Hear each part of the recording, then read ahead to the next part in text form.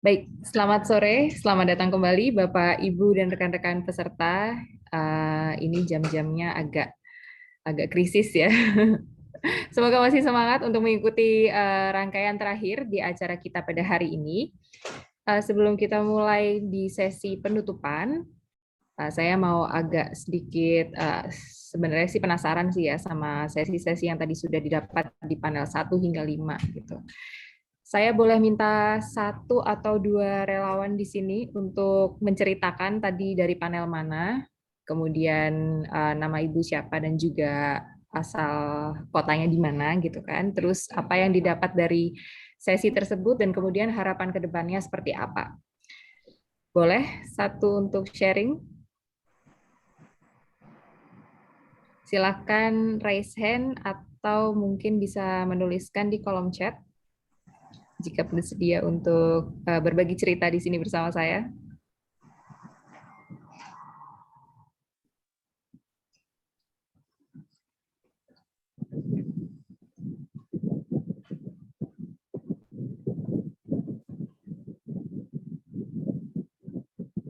Atau mau saya panggil randomly?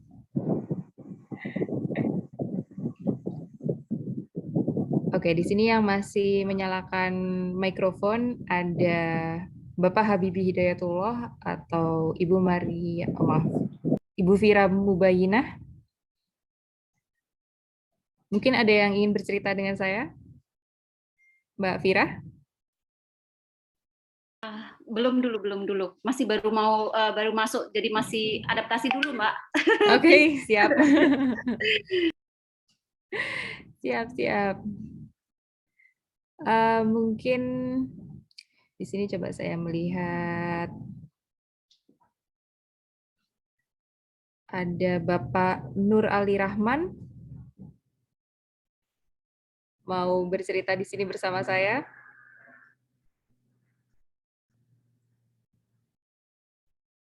Bapak Nur Ali Rahman.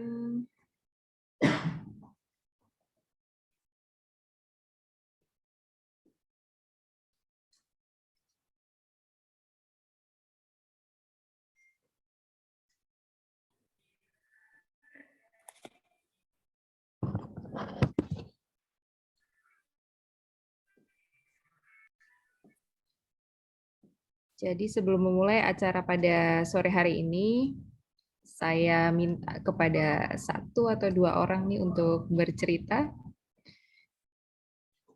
terkait tadi di panel mendapatkan insight apa seperti itu kan, kemudian harapan ke depannya seperti apa. Coba saya scroll dari bawah. Ada Mbak Yuyu Iskak, bersedia berbagi bersama saya kah di sini?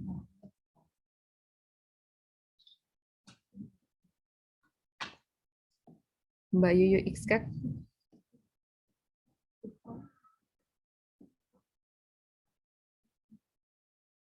Oh, ini sudah ada yang raise hand. Mbak Rizka Umar, saya persilakan untuk menyalakan kamera dan juga audionya. Baik, bismillahirrahmanirrahim. Assalamualaikum warahmatullahi wabarakatuh. Waalaikumsalam warahmatullahi wabarakatuh. Perkenalkan, nama saya Rizka Umar, saya dari Leaders Institute, kemudian perwakilan dari ITALK juga. Nah, saya dari panel 3 sih, saya dari panel 3, membahas tentang seni dan anti korupsi dalam aktivitisme anak muda. Nah, ada beberapa hal yang paling urgensi yang menurut saya itu sangat menambah knowledge saya, di mana ada 4 pembicara tadi, dari Bapak Tommy, Ibu Aicha, dan Pak Sahden, terus ada Bapak Andi Panca. Dari keempat ini, saya bisa menyimpulkan ada beberapa yang saya anggap penting untuk kita ketahui bahwa di mana apa sih bagaimana korupsi bisa dapat dikatakan sebagai budaya.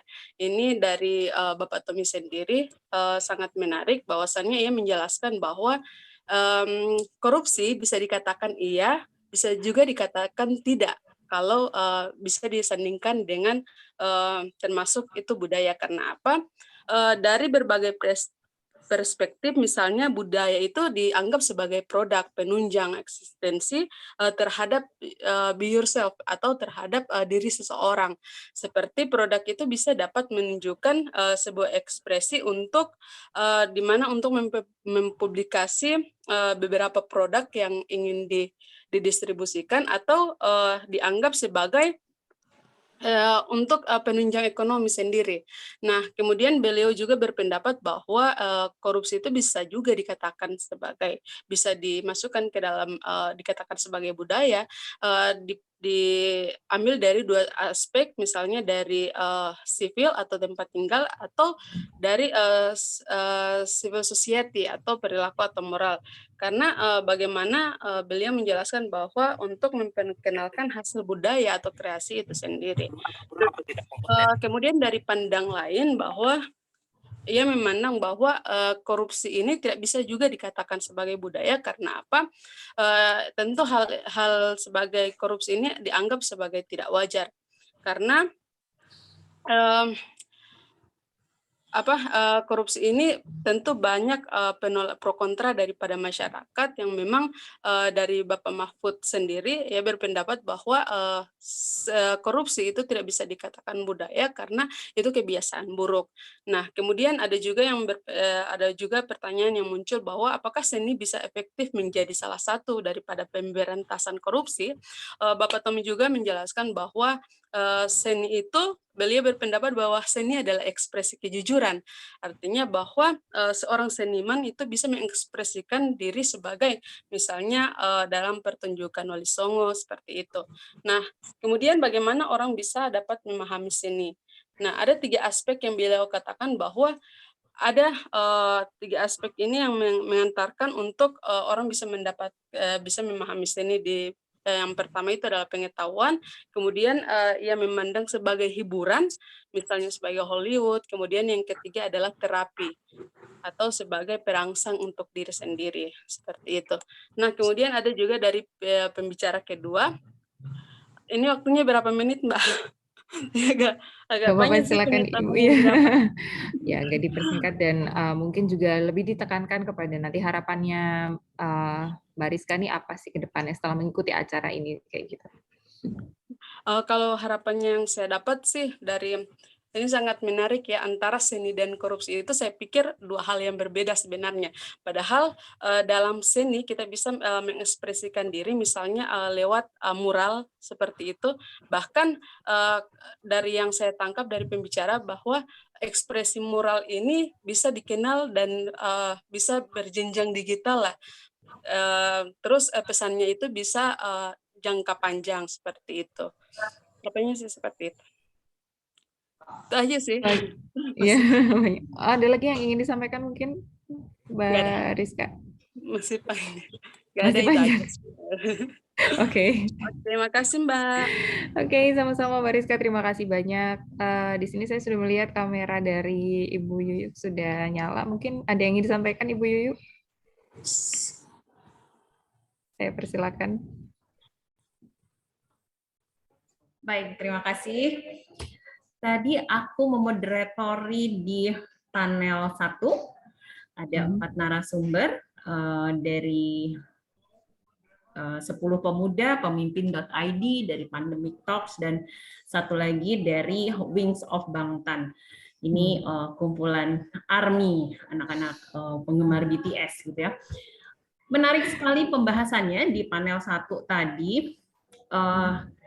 Ternyata begitu banyak aktivitas anak-anak muda yang sebenarnya itu muaranya juga satu gitu ya, muaranya itu satu untuk membangun integritas itu.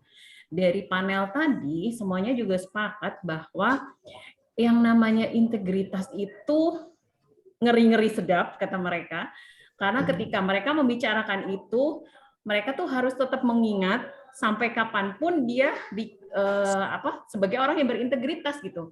Ketika keluar dari forum diskusi ini, para narasumber tadi bilang semoga saya bisa tetap mengamalkan apa yang saya bicarakan dalam forum ini gitu. Jadi mereka pun menganggap bahwa integritas itu tidak mudah dan harus punya nafas panjang untuk bisa mempertahankan itu.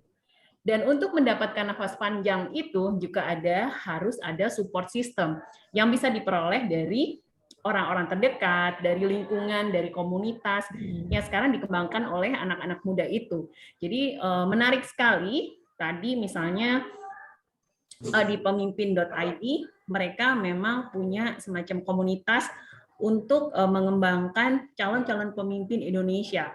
Jadi bahkan mereka menyasarnya nggak hanya mahasiswa, tapi juga ASN-ASN muda yang baru masuk jadi ASN. Mereka kan masuk dunia kerja, terus di dalam rimba ASN yang luar biasa ini, gitu ya, mereka bingung gitu. Mereka nggak punya pegangan nih, gitu. Mereka berintegritas, bisa meleot gitu ya, MLYT gitu bisa meleot kalau nggak ada support sistemnya. Nah, teman-teman di pemimpin.id itu mengembangkan komunitas-komunitas itu untuk berjejaring gitu, karena bagaimanapun untuk memperkuat integritas nggak bisa sendiri, harus ada support sistemnya. Terus yang menarik juga tadi teman-teman dari Wings of Bangtan, Army Indonesia ini punya berbagai platform donasi gitu ya. Berawal dari kesukaan dan kegilaan mereka sama BTS, terus mereka punya aktivitas-aktivitas donasi dan bisa dibilang itu nggak kecil, melibatkan uang-uang yang nggak kecil gitu ya. Dan itu harus dipertanggungjawabkan. Nah, anak-anak muda ini mengumpulkan donasi, membuat campaign, kemudian mempertanggungjawabkan hasil donasinya.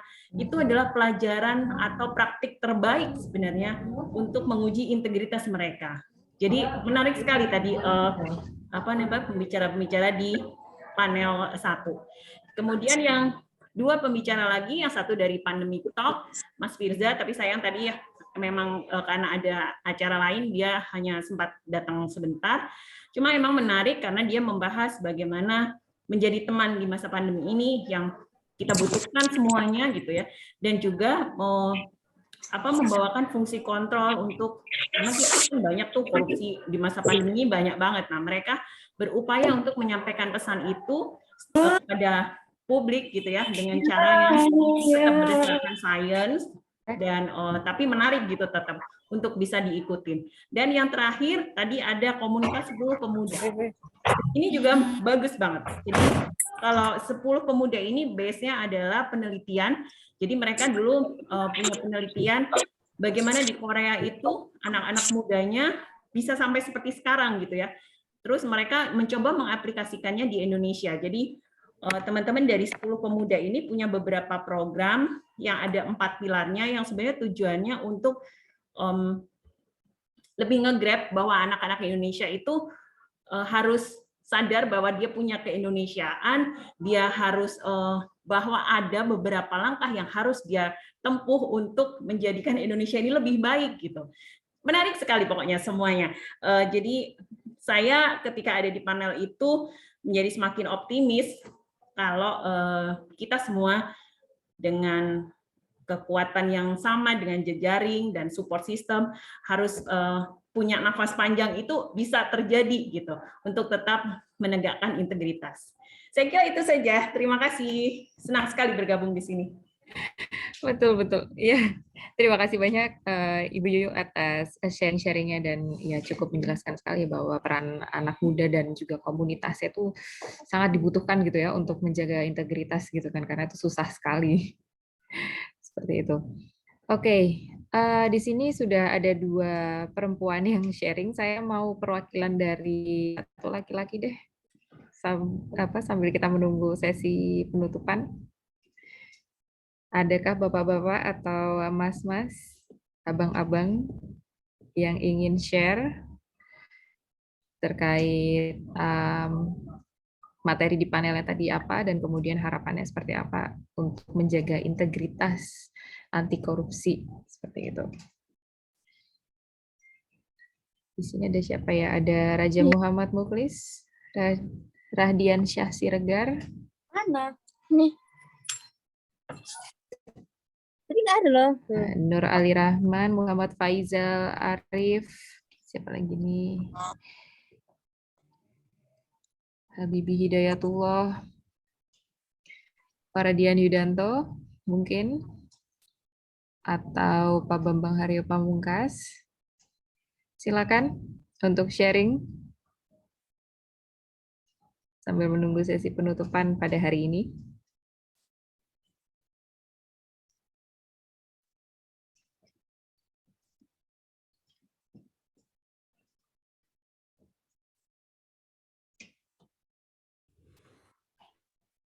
Ya. Ya, atau ada siapa lagi? Silakan raise hand.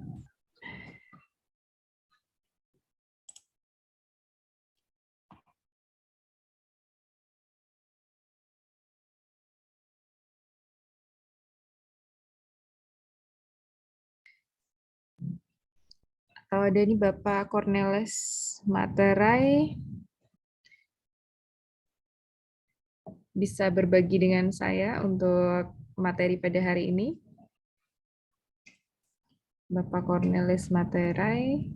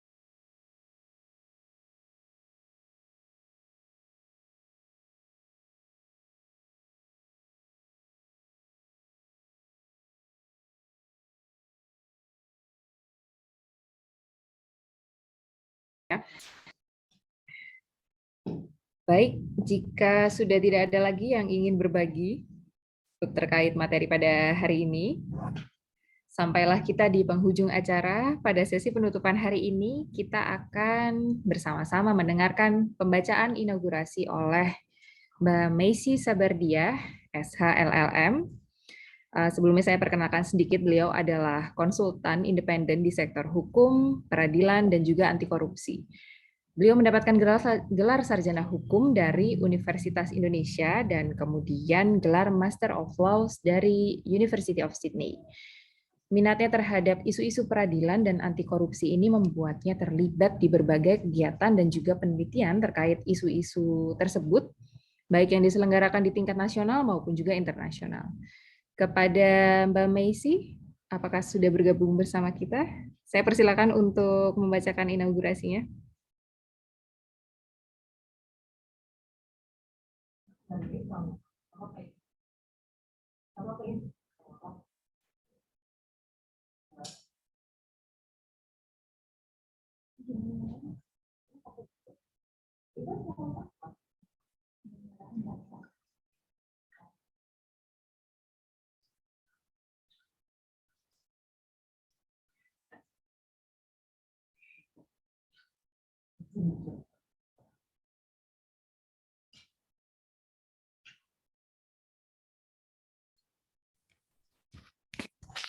Ya.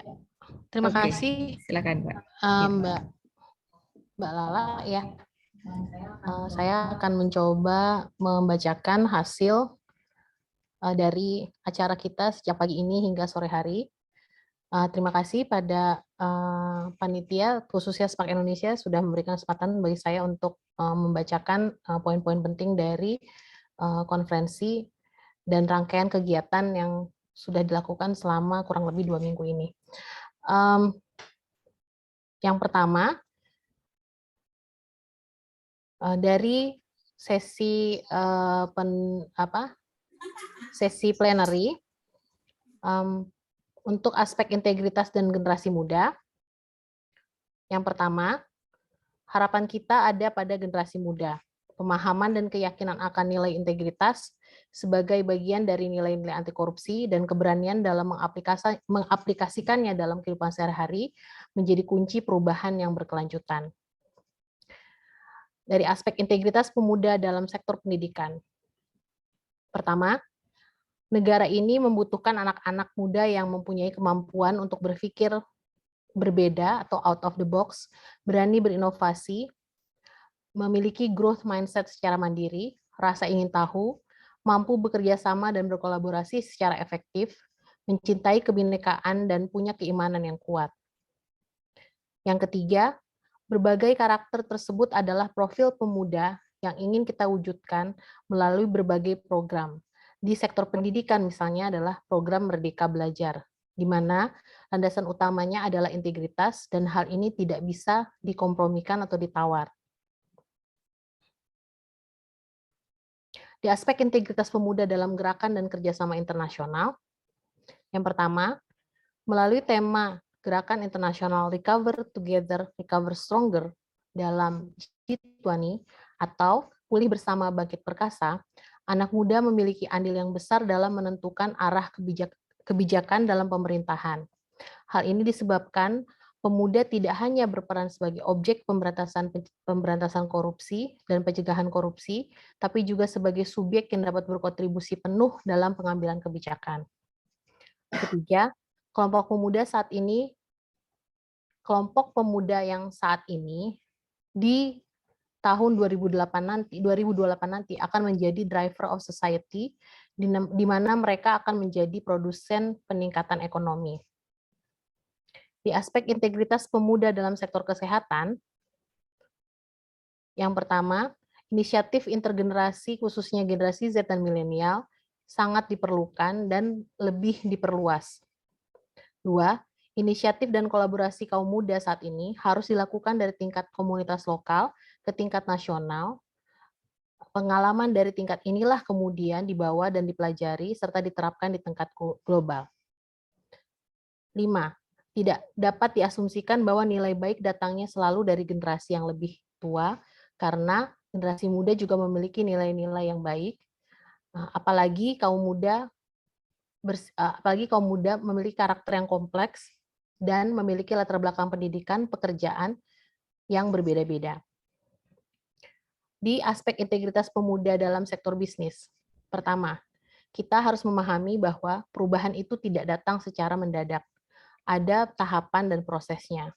Tahapan dan proses inilah yang harus disosialisasikan ke seluruh stakeholder. 2. Ketika seorang muda menjadi pemimpin, maka masa kerja mereka di organisasi lebih lama dan perubahan yang dapat dilakukan juga akan lebih banyak. Tantangannya. 1. Tantangan ada pada internalisasi nilai-nilai integritas secara konsisten. 2. Masih banyak pemuda yang belum memiliki akses dan membutuhkan dukungan. 3. Pandemi dampaknya tidak hanya pada kesehatan, namun juga pada kehidupan orang muda yang membutuhkan interaksi satu sama lain, bertukar pikiran, saling berinovasi, dan berkontribusi dalam pembangunan. 4. Adanya kesenjangan dari sisi komunikasi dan pengetahuan antara kelompok muda dengan kelompok atau generasi yang lebih tua. 6. Bagaimana memastikan agar nilai integritas tumbuh dengan luas di masyarakat dan dapat dilihat secara nyata melalui role model yang juga berintegritas. Rekomendasi tindak lanjut. Yang pertama, bangsa Indonesia diharapkan memperkuat nilai-nilai Pancasila, di mana nilai integritas ada di dalamnya. Kedua, perlunya kolaborasi untuk menguatkan komitmen dalam menghentikan kebiasaan-kebiasaan koruptif. 3. Kelompok Fituani atau gerakan Fituani salah satu upaya untuk memperkuat perspektif agar pembangunan tidak hanya difokuskan pada peningkatan ekonomi saja, namun juga memberikan keadilan sosial dan menciptakan kehidupan bersama yang lebih baik. 4. Kita harus mampu memastikan adanya prinsip nilai integritas ketika mengembangkan setiap program dalam organisasi dan pada lintas sektor. 6. Memberikan ruang bagi generasi muda untuk bertanya dan mendapatkan feedback atau masukan yang netral tanpa adanya judgment atau penilaian. 7. Dalam setiap organisasi perlu ada mekanisme pengawasan etik dan komite etik yang baik serta penerapannya secara konsisten. 8. Perlu ada youth champion atau para youth champion yang dapat mewakili kelompoknya untuk bisa menerima dan menerapkan nilai-nilai luhur dan menyebarkan nilai-nilai luhur tersebut kepada kelompoknya. 10. Perlu ada pembelajaran antara sektor korporasi dan sektor publik, misalnya inovasi dari korporasi dapat dimanfaatkan oleh sektor publik, sementara praktek-praktek baik dari pendidikan dapat ditularkan ke dunia korporasi.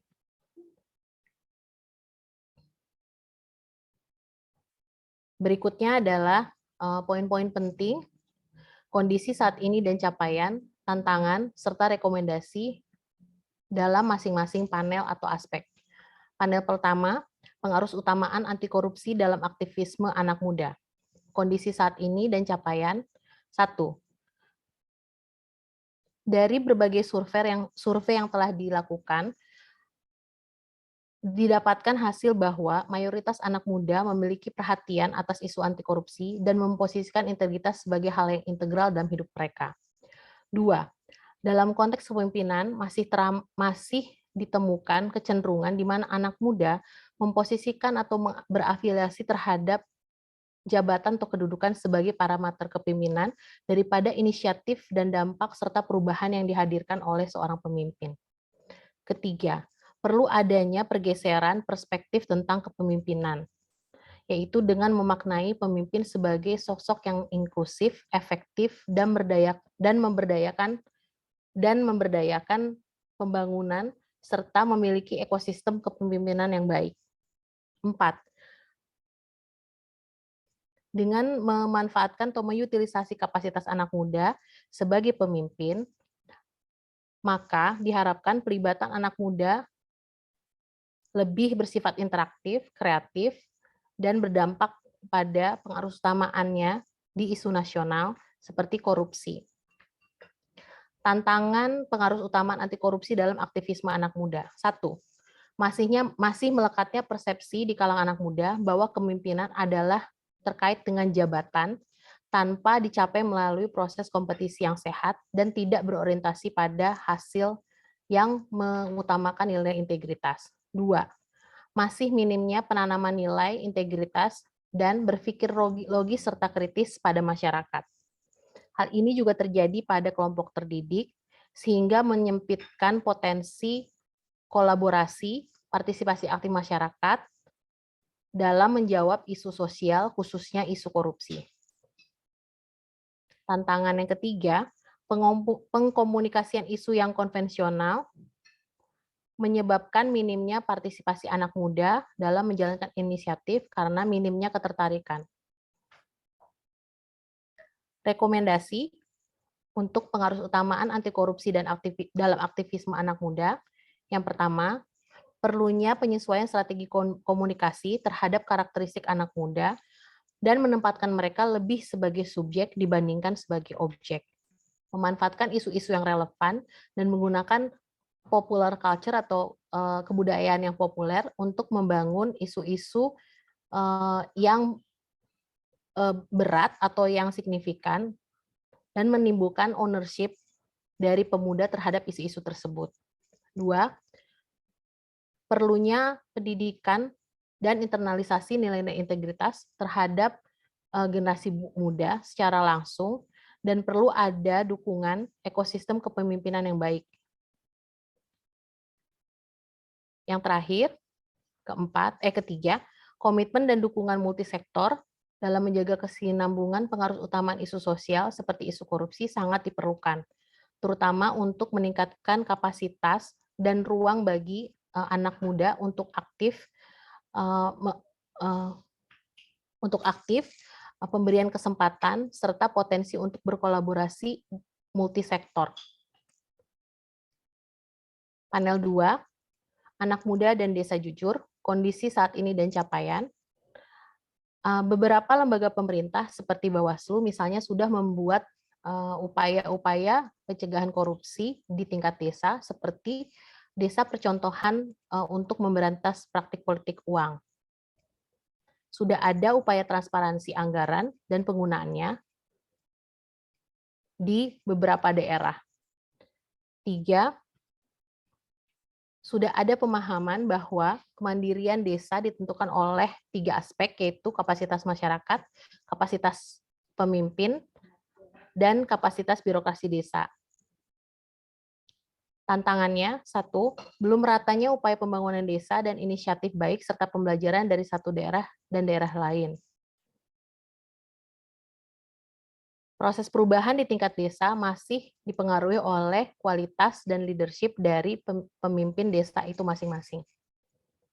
Rekomendasi tindak lanjut, membangun desa yang jujur, mengembangkan pemahaman bahwa pembangunan desa jujur bukan hanya merupakan tugas kepala atau perangkat desa saja, tapi juga memerlukan partisipasi dan dukungan masyarakat. Perlunya memperluas gerakan menolak politik uang di tingkat desa secara merata, sehingga dapat memutus mata rantai dan akar persoalan korupsi di Indonesia, khususnya di tingkat desa. Dalam membangun desa jujur dan anti korupsi, perlu juga kolaborasi dan sinergi dengan para pihak, baik di internal desa maupun di luar desa.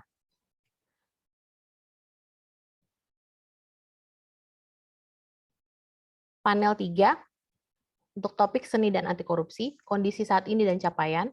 Yang pertama, seni memiliki kekuatan karena seni adalah medium yang edukatif, menyenangkan, dan terapeutik bagi para penikmatnya.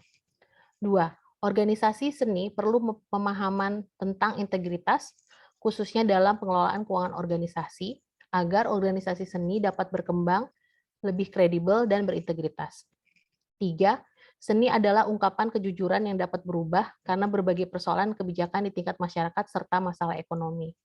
Tantangannya, 1, negara masih menganggap bahwa kritik melalui seni itu berbahaya, terlihat dari adanya beberapa karya seni yang dihapus.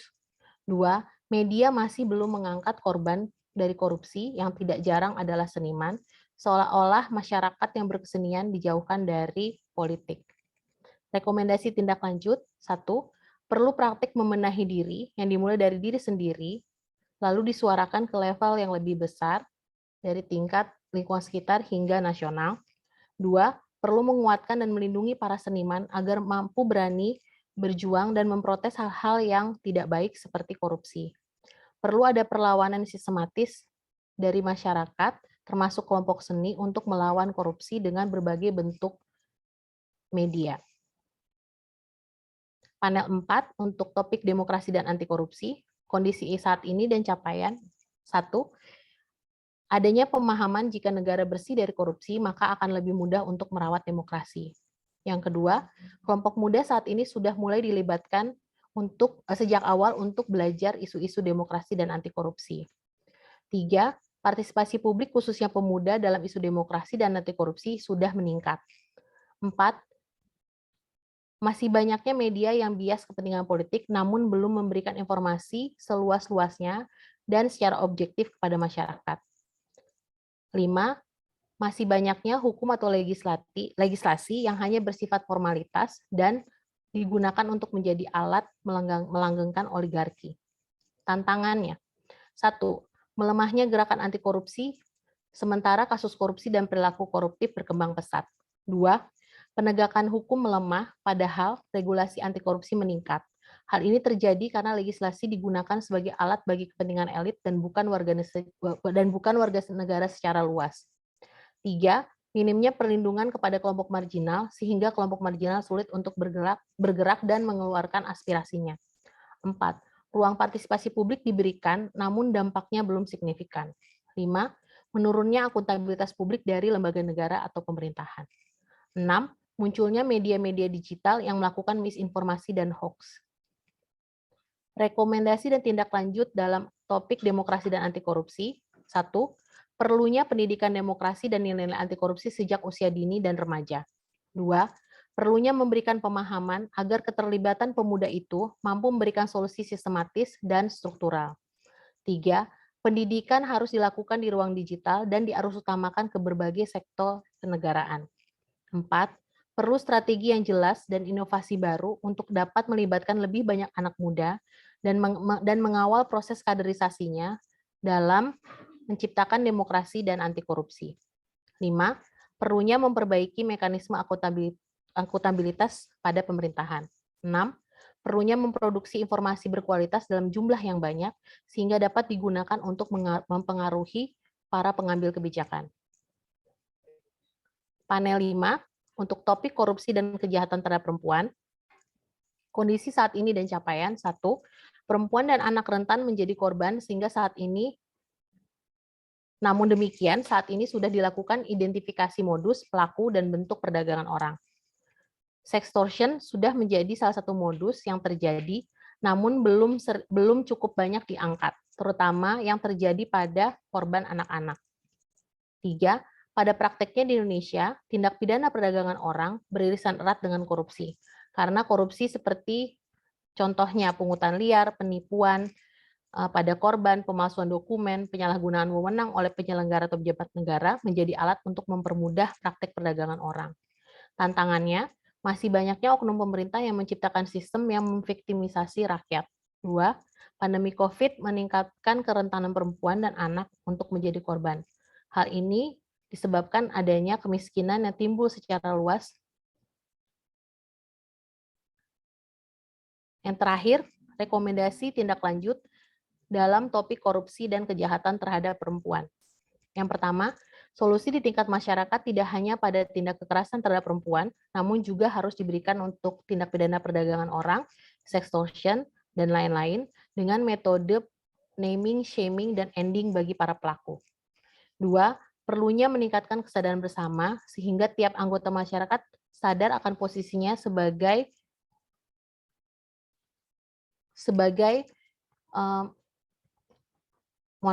perlunya meningkatkan kesadaran bersama sehingga tiap anggota masyarakat sadar akan posisinya. Apabila anggota masyarakat menjadi korban, dapat berupaya untuk membantu upaya pencegahan terjadi TPPO. Perlunya revitalisasi gugus tugas TPPO pada masing-masing kota dan kabupaten. Perlunya perbaikan kelembagaan sehingga kerja-kerja yang dilakukan tidak hanya bersifat penindakan, namun juga pencegahan. Menjamin kepastian hukum bagi pelaku korupsi maupun pelaku TPPO secara maksimal, sehingga korban tidak mengalami kembali tindak pidana atau bahkan berubah menjadi pelaku. Perlunya dukungan dan kolaborasi di tingkat ASEAN atau regional untuk pencegahan dan penindakan TPPO, sextortion, dan kekerasan terhadap perempuan lainnya. Pencegahan TPPO atau tindak pidana perdagangan orang adalah gerakan bersama di mana harus juga diupayakan secara bersamaan memberantas korupsi, di mana menjadi alat untuk melancarkan tindak pidana perdagangan orang itu sendiri. Sekian beberapa poin-poin yang sudah dikumpulkan oleh saya dan dibantu oleh panitia di sini. Kembali kepada Mbak Laila.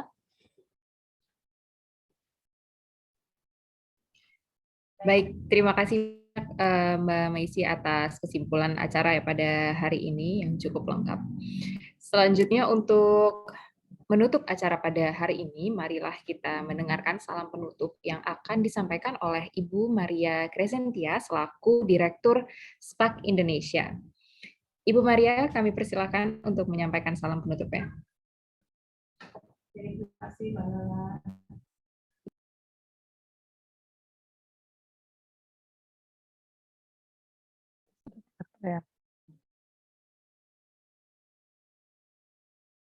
Terima kasih bagi semua peserta yang masih bertahan di Voice of Integrity 2021, Nothing but Integrity. Demikian tadi beberapa poin penting yang kami catat dari seluruh paparan para narasumber dari pembukaan, plenary, dan 5 panel. Begitu banyak hal yang perlu didorong lagi untuk menjadi suatu inisiatif nyata dalam membangun nilai integritas dan yang pasti melibatkan anak-anak muda. Yang pasti, dialog seharian ini memastikan bahwa dengan berkolaborasi kita akan dapat mencapai satu solusi. Oleh karena itu, kerja kita akan terus berlanjut dan tidak berhenti hari ini. Sekali lagi terima kasih kepada integritytalk.id, kepada Nenilai, V20, serta IPJ2, juga para kolaborator yang mendukung terlaksananya Voice of Integrity 2021 dalam berbagai bentuk. Terima kasih kepada para agen SPAK dan adik-adik Integrity Talk, teman-teman SPAK Indonesia, Kailani yang membantu kami menyelenggarakan acara ini, serta semua pihak yang dengan tulus mendukung terwujudnya forum dialog ini. Intip-intip website dan sosial media SPAK Indonesia dan Integrity Talk untuk bisa ikut dalam kegiatan-kegiatan selanjutnya. Sampai jumpa di Voice of Integrity 2022. Salam anti korupsi. Salam anti korupsi. Terima kasih banyak Ibu Maria.